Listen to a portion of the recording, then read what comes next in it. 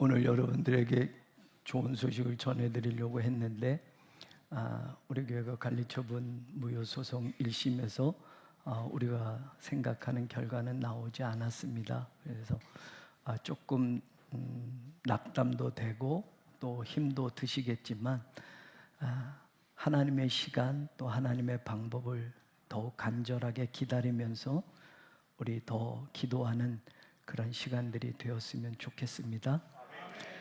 지난 한 주간 기도원 가서 하나님 주신 말씀도 있고 꿈도 있고 저는 확신을 가지고 내려왔는데 하나님의 시간은 아직 아닌 것 같습니다. 그리고 우리 중보기도팀이 한 20명 정도가 목요일 날 또 제가 기도원에 있는 곳까지 와서 같이 기도도 하고 그리고 돌아가셨는데 더 기도하고 더 하나님의 뜻을 바라라 라는 뜻으로 여러분들이 그렇게 믿고 절망하지 않았으면 좋겠습니다. 하나님은 살아 계십니다.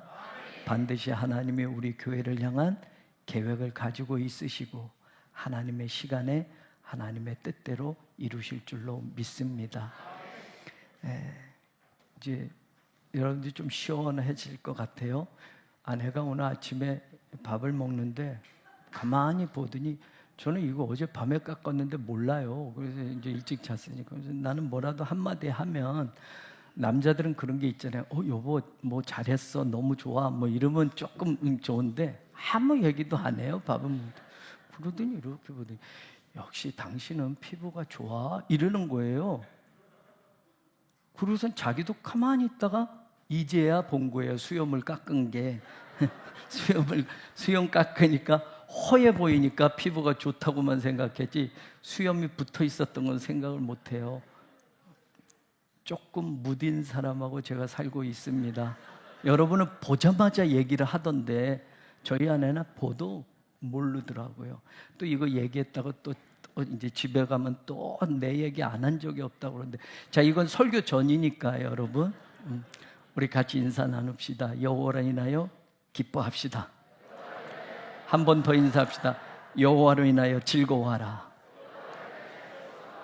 하나님을 예배하는 여러분 모두에게 하나님이 주시는 크신 은혜가 반드시 임할 줄로 믿습니다. 아브라함의 아들 이삭 그리고 이삭의 아들 야곱이 오늘 말씀의 주인공입니다. 그 야곱이 처음으로 아버지와 어머니와 함께 살던 고향을 떠나 삼촌 집으로 떠나는 이야기입니다. 말이 떠난다고 표현했지 사실은 형이 자신을 아버지의 축복 기도를 가로챘다고 생각하고 죽이려고 달려드니 지금 도망치는 겁니다. 부모님과 함께 살던 브엘셰바에서 800에서 900km 떨어진 어머니의 고향이며 지금 삼촌이 살고 있는 하란으로 가는 겁니다. 여러분 우리나라 부산에서 저 북한의 제일 토끼머리 끝에가 회령인데 거기까지의 직선거리가 809km입니다. 그러니 여러분 야곱 시대에 그 먼 거리를 걸어서 간다고 한번 생각해 보십시오. 쉬운 일이 아닙니다. 그 도중에 해가 지자 그냥 길바닥에 있던 돌 하나를 가지고 베개를 삼아 길에서 노숙하게 되었습니다.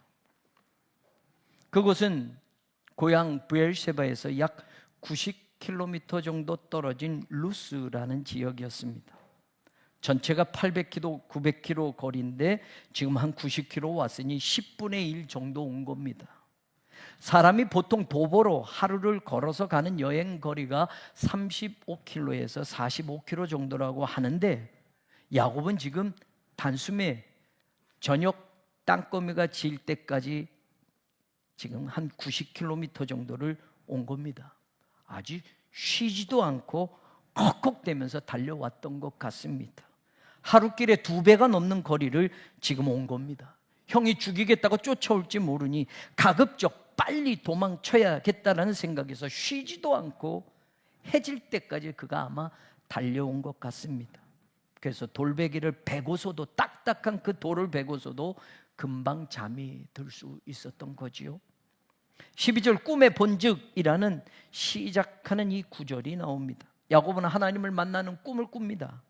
그리고 하나님의 모습과 천사들의 모습을 보았고 하나님께 약속의 말씀을 들었습니다. 그리고 꿈에서 깨어서 16절에 야곱이 잠이 깨어 이르되 여호와께서 과연 여기 계시거늘 내가 알지 못하였도다 고백하면서 돌베개를 기둥으로 세우고 기름을 붓고 자기가 하나님을 만나게 된 이곳, 바로 루스라는 이곳의 이름을 베트엘, 하나님의 집이라고 부르게 됩니다.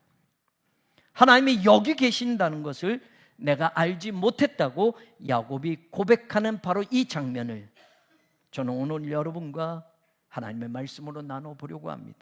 야곱의 얘기는 많이 들었습니다.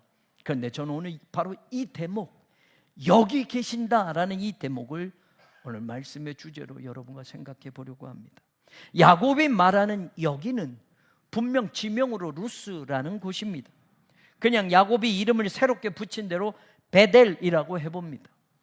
야곱이 하나님이 여기 계신 줄을 내가 알지 못했다고 말하는 것이 하나님이 지금 여기 베델이라는 장소에 계셨다는 것을 알지 못했다는 것일까요? 그러면 야곱이 이제 일어나서 길을 떠나면 베델에 계신 하나님은 그냥 여기 계시는 거고 하나님을 떠나서 하나님이 계시지 않는 삼촌이 사는 하란으로 가게 되는 것일까요? 아닙니다. 하나님이 여기 계신 거를 내가 알지 못했다고 하는 이 고백은 하나님이 지금 야곱 자신과 함께 하신다는 것을 알지 못했다라는 고백입니다. 여기가 장소가 아니라 여기가 바로 야곱 자신이라는 말입니다. 이걸 정확히 다시 바꾸어 말하면 하나님이 여기 나와 함께 계신다는 것, 그것을 야곱이 지금에서야 깨달았다라는 말이 되는 겁니다. 하나님은 나와 함께 계시는 분이야? 이걸 이제 믿게 되었다라는 겁니다. 오늘 우리에게도 이 말씀이 들려질 수 있기를 원합니다. 하나님이 여기 계신다는 것을 알지 못했다라는 것은 우리가 예배 드리던 흑석동에 안 계셨고 사당동에 빌려서 예배 드리는 이 세광교회에 하나님이 계신다라는 것을 알게 되었다라는 것이 아닙니다. 하나님이 여기 계신다는 것을 알지 못했다라는 말은 하나님이 우리와 함께 계신다는 것을 알지 못했다라는 뜻입니다. 그렇다면 우리에게 여기는 어디입니까? 우리 생각에는 우리가 재판에서 승소하는 거기가 우리가 기대하고 있던 여기입니다. 그래야 하나님이 여기 계신다는 것이 성립이 됩니다. 하나님이 여기 계시면 우리가 이겨야 하는 겁니다. 하나님이 여기 계시면 우리 문제가 사라져야 하는 겁니다. 하나님이 여기 계시면 아무 걱정도 염려도 없고 평안이고 성공이고 축복이 돼야 합니다. 우리가 생각하는 여기는 바로 그런 것이고 하나님이 그렇게 계시는 줄 알았습니다. 그래야 우리 체면도 좀 서지요. 그래야 우리가 믿는 믿음의 의미가 있고 보람도 있는 것이지요. 야곱도 그렇게 생각했던 겁니다. 지금 도망치는 자기에게 지금 아무 희망이 없이 허겁지겁 형이 죽이려는 그곳을 피해서 부모님을 고향에 두고 아무것도 챙기지 못하고 도망치는 자기에게 어떻게 하나님이 함께 하신다고 생각할 수 있습니까? 아버지 어머니를 떠나 형이 자신을 죽이려는 증오와 살기를 피해서 어떤 미래도 보장된 것 없이 죽도록 달려와서 길바닥에 쓰러져 돌멩이를 베개 삼고 잠을 자고 있는 이 초라한 나에게 어떻게 하나님이 함께 하신다고 생각조차 할 수 있겠습니까? 하나님은 믿음 좋은 할아버지 아브라함에게 계시는 분이고, 그래서 100세 때 아버지 이삭도 하나님의 은혜로 할아버지는 낳지 않았습니까? 그러니 하나님은 그런 믿음 좋은 우리 할아버지 아브라함의 하나님으로 알고 있었습니다. 하나님은 또 블레셋 사람들에게 우물을 빼앗기고 또 빼앗기고 또 빼앗기면서도 르호봇의 축복과 흉년의 땅에 100배의 축복을 받았던 아버지 이삭에게 함께 하시는 하나님이시지, 지금 나 같은 젊고 고독하고 외롭고 아무것도 없는 나 야곱에게 함께 하시는 하나님이라고는 생각해 본 적도 없었던 겁니다. 하나님은 여기 계시는 게 아니고 할아버지가 계셨던 곳에, 아버지가 계신 곳에, 거기에 계시는 하나님으로 알고 있었습니다. 그런데 그게 아닙니다. 어떻게 내가 나와 함께 하시는 하나님을, 여기 계시는 하나님을 만날 수 있는가? 하나님이 여기 계셨다니 내가 알지 못했어. 하나님이 나 야곱과 함께 계셨다니 내가 알지 못했어. 도망치고 있는 이 비참한 인생의 자리에, 고독하고 외로운 이 자리, 지팡이 하나 들고 아무것도 없이 달려온 이 가난한 인생의 자리, 하나님이 여기 이렇게 버려진 나, 여기 이렇게 잊혀져가는 나, 희망 없는 나와 죽음을 도망치는 나와 함께 하시는 하나님이라니, 이런 나 같은 사람에게도 하나님이 함께 계신다니. 사랑하는 여러분, 오늘 우리가 처한 여기가 절망이어도, 우리가 있는 여기가 패배한 자리여도, 우리가 걸어가는 길이 여전히 고통이어도, 우리가 처한 상황이 질병과 외로움이어도 하나님은 여기 우리와 함께 계시는 분이심을 믿을 수 있기를 바랍니다. 야곱이 말하는 여기는 인생의 조건으로 따지면 가장 불행한 자리이고, 고통스러운 자리이고, 외로운 자리이고, 가난한 자리이고, 희망이 사라진 자리입니다.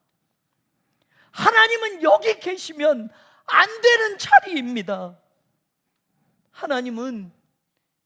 우리 하나님은 우리가 행복하다고 하는 그 자리에 계셔야 하고, 우리가 축복이라고 말하는 그 자리에 계셔야 하고, 우리가 돈 많이 벌고 성공한 자리, 그 자리에 하나님은 계셔야 하고, 여전히 계속 희망의 휘파람이 멈춰지지 않고 물질이 계속 늘어나는 바로 그 자리, 모든 질병에서 완쾌되는 바로 그 자리, 내 자식이 잘 되고 우리 부모님 건강하고 교회 다니는 사람들이 세상의 모든 축복을 다 쓸어 담고 산 바로 그 자리, 바로 거기 하나님이 계셔야 하는 거 아닙니까?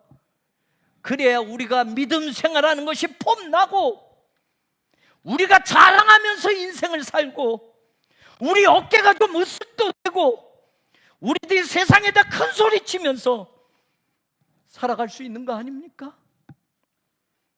하나님은 거기 그렇게 계셔야 합니다.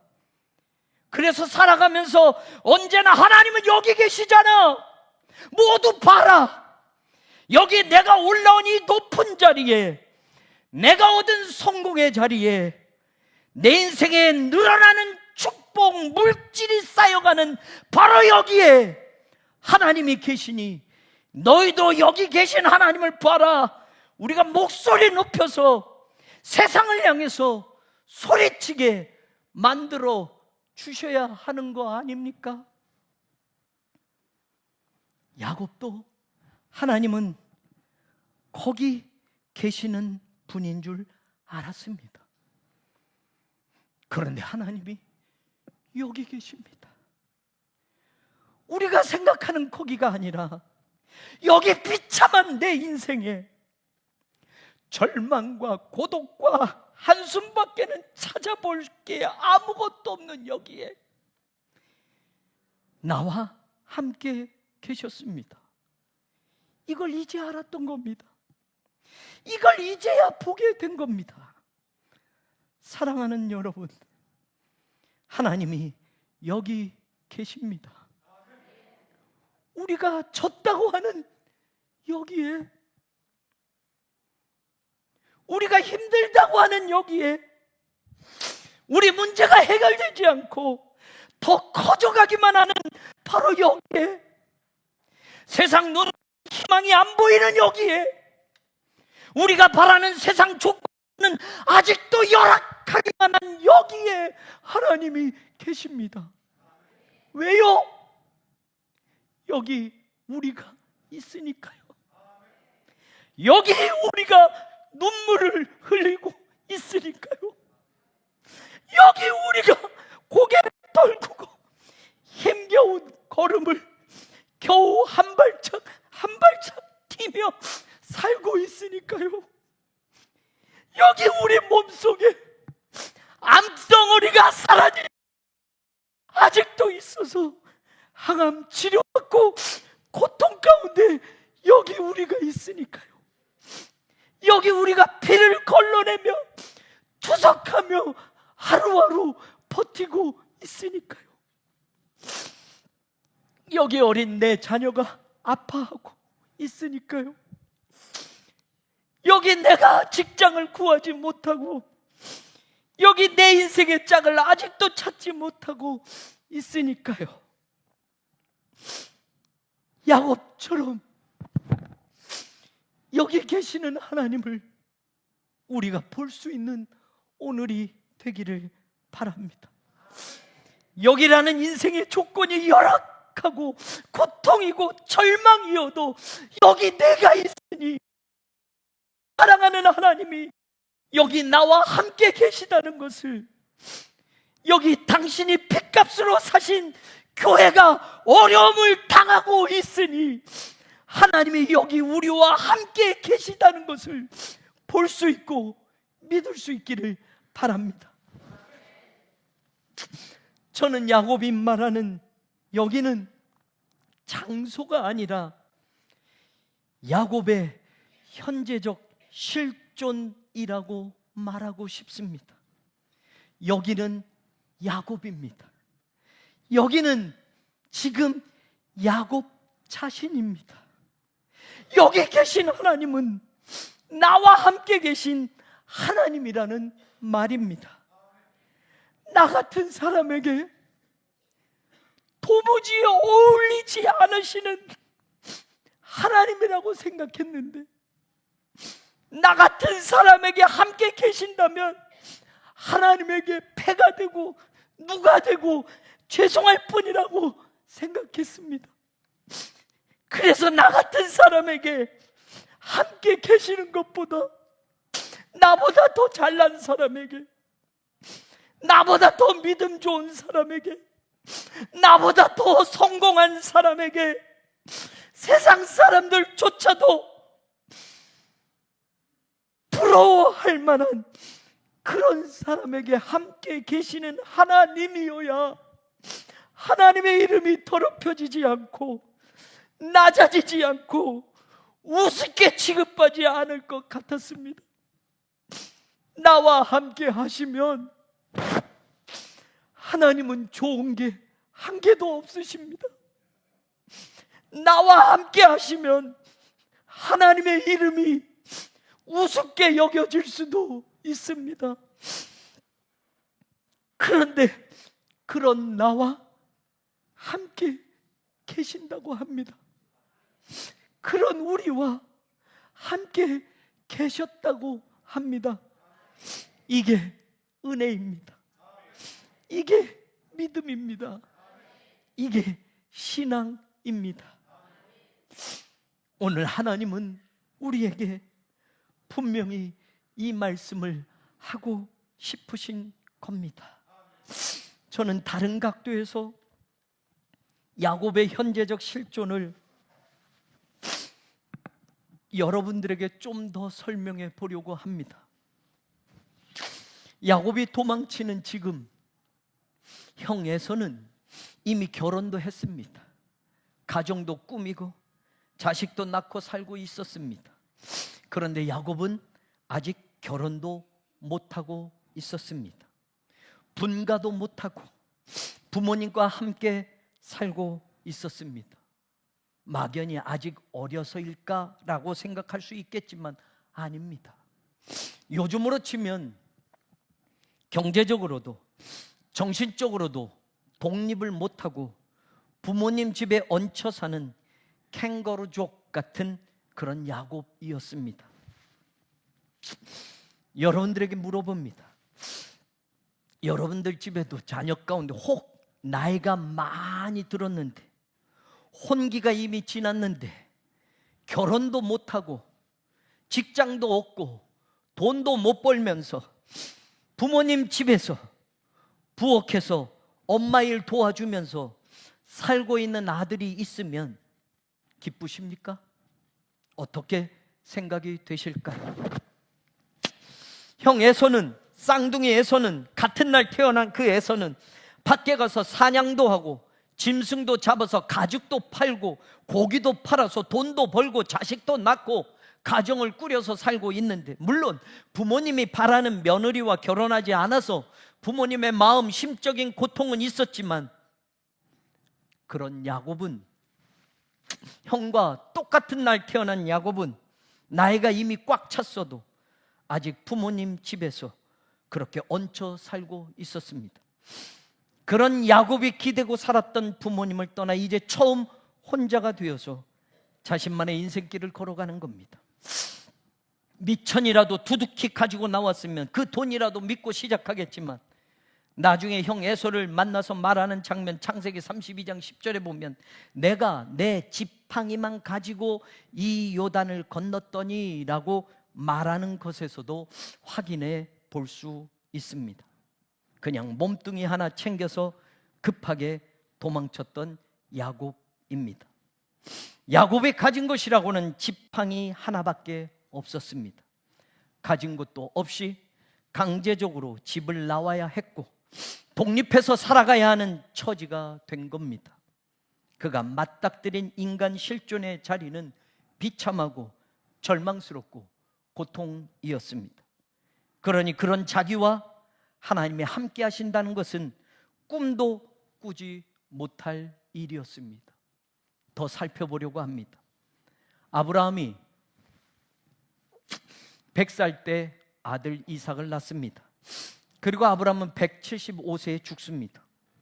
그러면 100살 때 이삭을 낳았고 175세에 죽었으니 아브라함이 죽었을 때 그 아들 이삭 100세 때 낳은 아들은 75세가 되는 겁니다. 그런데 이삭은 40세에 결혼을 하고 60세에 쌍둥이 아들 야곱과 에서를 낳습니다. 그래서 60세에 야곱과 에서를 낳았습니다. 75세 때 아브라함이 죽었으니 야곱과 에서가 15살 될 때까지 할아버지 아브라함은 살아 있었다라는 말입니다. 야곱은 할아버지 아브라함을 보았고 할아버지 아브라함으로부터 많은 이야기들을 들을 수 있었습니다. 옛날에는 지금처럼 삶의 반경이 글로벌화 되지 않았기에 그냥 태어난 그 자리, 그 고향에서 오랫동안 살다가 죽는 일들이 다반사였습니다. 인간의 이동 경로가 그렇게 많지 않으니까요. 다시 말한다면 할아버지 아브라함, 아버지 이삭, 손자 야곱, 같은 시대를 적어도 15년은 3대가 같이 살 수 있었다는 말이고 왕래할 수 있었다는 말이고 할아버지 아브라함에게 신앙의 이야기도 들을 수 있었다는 말이고, 그렇다고 본다면 신앙의 대물림과 하나님을 믿는 그 가문이라는 것이 여기에서 얼마나 중요한지를 깨닫게 됩니다. 더 살펴보려고 합니다. 창세기 37장 2절에 보면 야곱의 족보는 이러하니라. 요셉이 17세의 소년으로 그의 형들과 함께 양을 칠 때에 라고 하면서 요셉의 나이 17살이라는 걸 이야기해 줍니다. 바로 그 장 12절에서 13절에 보면 그의 형들이 세겜에서 아버지 양떼를 칠 때에 이스라엘이, 야곱이 요셉에게 형들이 양을 잘 치고 있는지 가서 보아라. 그래서 너를 그들에게 보내리라 라는 말하는 장면이 나옵니다. 그래서 야곱이 요셉이 17살에 세겜으로 형들이 양떼를 치는 것을 보고 오라고 심부름을 보냅니다. 우리가 아는 대로 그 길로 요셉은 돌아오지 못합니다. 자, 창세기 47장 9절로 가서 보면 이런 말이 나옵니다. 야곱이 바로에게 아뢰되 내 나그네 길의 세월이 130년이니이다 라고 말합니다. 자, 보세요. 요셉이 애굽에 팔려갔습니다. 애굽에 팔려가서 총리가 됩니다. 그리고 성공해서 가족들을 이민을 시킵니다. 그래서 아버지 야곱, 죽은 줄 알았던 요셉이 애굽의 총리가 됐다는 소식을 듣고 아버지 야곱이 애굽으로 이민을 갑니다. 가족을 모두 데리고. 그때가 야곱이 130살 때였다고 성경은 말하고 있습니다. 그러면 요셉이 17살에 아버지 심부름을 가서 애굽에서 살고 총리가 되어서 나중에 아버지 야곱과 가족을 130살 때 이민을 시켰으니 우리가 요셉의 나이를 그때를 추정해 봅니다. 요셉이 17살에 애굽으로 팔려갑니다. 그리고 13년 후에 30살에 총리가 됩니다. 성경에 나온 나이입니다. 30살이 되었다는 것은 13년이 지난 겁니다. 총리가 되어서 가족을 바로 데려오지 않습니다. 총리가 되어서 7년 풍년이 옵니다. 7년 풍년의 세월도 지나갑니다. 그리고 7년의 흉년이 오게 됩니다. 그랬을 때 2년 흉년이 되었을 때 요셉은 곡식을 사러 온 형들을 만나고 형들에게 그 소식을 알리게 되고 형들이 아버지 야곱을 모시고 그리고 모든 고향에서 애굽으로 이민을 오게 됩니다. 그러면 17살에 요셉이 팔려가서 아버지가 130살 때에 애굽에 올 때까지의 세월은 22년이 흐르게 된 겁니다. 13년 총리, 7년 풍년, 그리고 2년 흉년. 그러면 지금 130살에 애굽으로 내려온 야곱, 22년 전에 요셉이 형들에게 팔려서 애굽으로 갔습니다. 그러면 22년 전에 요셉을 17살에 심부름을 보냈다고 하니까 야곱은 22년 전의 나이를 추정해 보면 130살에 왔고 22년 전에 요셉을 심부름 보냈으니 그때 야곱의 나이는 130에서 22년을 빼면 108세가 됩니다.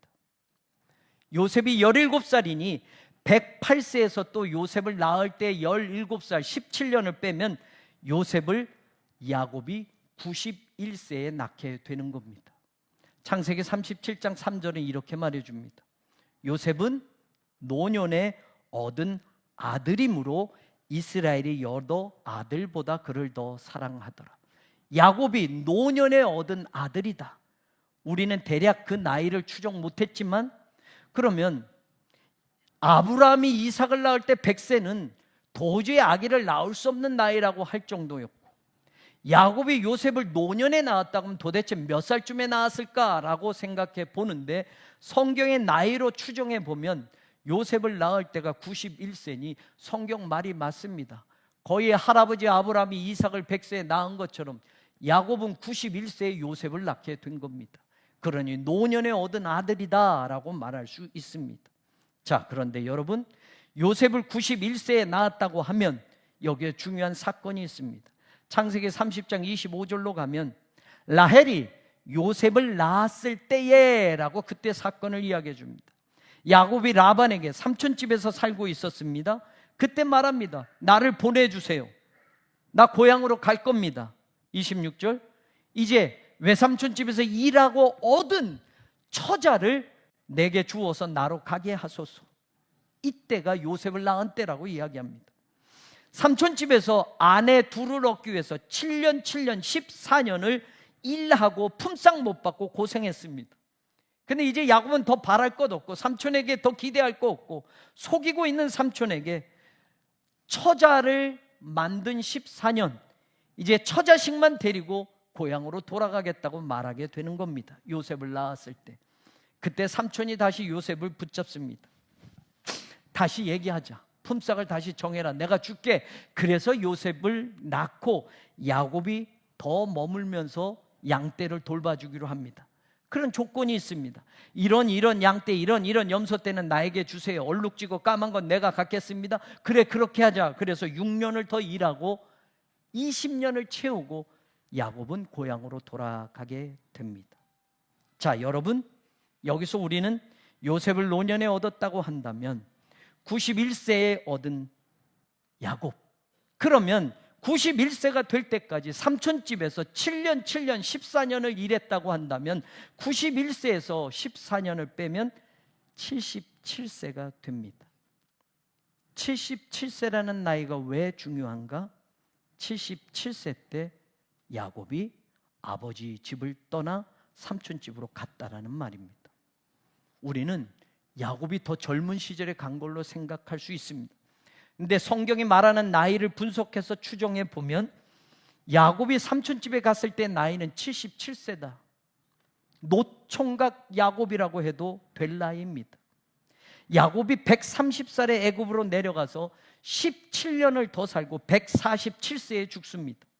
지금 나이로 백수했다 그러면 많이 사셨네요 라고 하면 100세의 반이 되면 50살입니다. 147세의 반 정도면 70여 세가 되는 겁니다. 그러면 지금의 나이로 대략 계산해 본다면 100세를 살아서 장수하였다라고 하면 지금 50세 정도쯤으로 야곱은 고향을 떠난 게 되는 겁니다. 그런데 아직 결혼도 하지 못한 겁니다. 독립도 못했습니다. 자기 힘으로 돈도 벌어보지 못했던 겁니다. 부모님 집에서 그렇게 살아왔던 겁니다. 자, 80세 정도를 산다면 그거의 반 정도 나이가 되는 거니 40세 정도도 우리가 지금 노총각이라고도 해도 됩니다. 그런 아들, 아직 부모님 집에서 분가도 못하고 얹혀 살아가고 있던 야곱이라는 말입니다. 지금 야곱이 하나님을 만난 그 실존적 현실이 이렇습니다. 77세의 나이까지 부모님 집에서 얹혀 살던 그 야곱이, 그때까지 어머니 부엌일 도와주고 집안일 하면서 살던 야곱이 지팡이 한 자루 들고 도망쳐 나온 겁니다.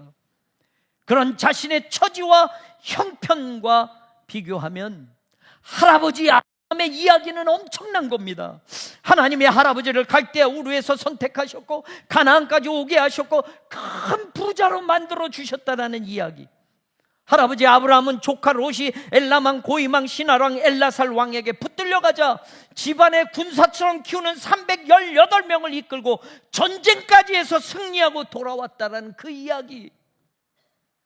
하나님이 할아버지 아브라함을 믿음의 조상으로 세우셨다라는 그 이야기. 15살 때까지 할아버지로부터 그 이야기를 직접 들었을 야곱. 아버지 이삭은 어떻습니까? 어린 나이에 모리아 산에서 하나님께 번제로 드려질 뻔했지만 여호와 이레의 축복을 아버지 이삭은 일찍이 어린 나이에 경험했습니다. 장성에서도 블레셋 사람들에게 쫓겨나며 우물을 파고 또 빼앗기고 파고 또 빼앗기고 파고 흉년 때에 하나님의 말씀 듣고 애굽으로 내려가지 않았더니 아버지 이삭은 100배의 축복을 흉년 때도 받았다는 이야기. 아버지 이삭도 할아버지만큼 하나님이 큰 축복을 주셨다는 이야기를 들었으니, 그런데 나는 70세가 넘어서도 장가도 못 가고 집안일 하면서 엄마 치마폭에 쌓여서 살고 있는 나 야곱은, 하나님은 자기에게는 어울리지 않는 하나님이라고 당연히 생각하며 살았을 겁니다. 할아버지 아버지에 비하면 자기 자신은 너무나 초라하고 말할 것도 없고 아직까지 하나님을 한 번도 만나본 적이 없이 그렇게 부모님 집에 얹혀 살아왔습니다. 그런 나에게 하나님이 함께 할 거라는 것은 생각조차 해보지 않았다는 말입니다. 오늘날로 비교하면 이렇게 말할 수 있을까요? 할아버지는 서울대를 나왔습니다. 아버지도 서울대를 나왔습니다. 삐까뻔쩍한 집안이었습니다. 그런데 나는 대학도 못 가고 직장도 얻지 못하고 돈 한 푼 벌어보지도 못하고 나한테 시집올 처자도 없고 노총각 신세가 되어서 맨날 방구석에만 틀어박혀 있는 나, 그게 야곱이라고 오늘 바꾸어서 말할 수 있다는 말입니다.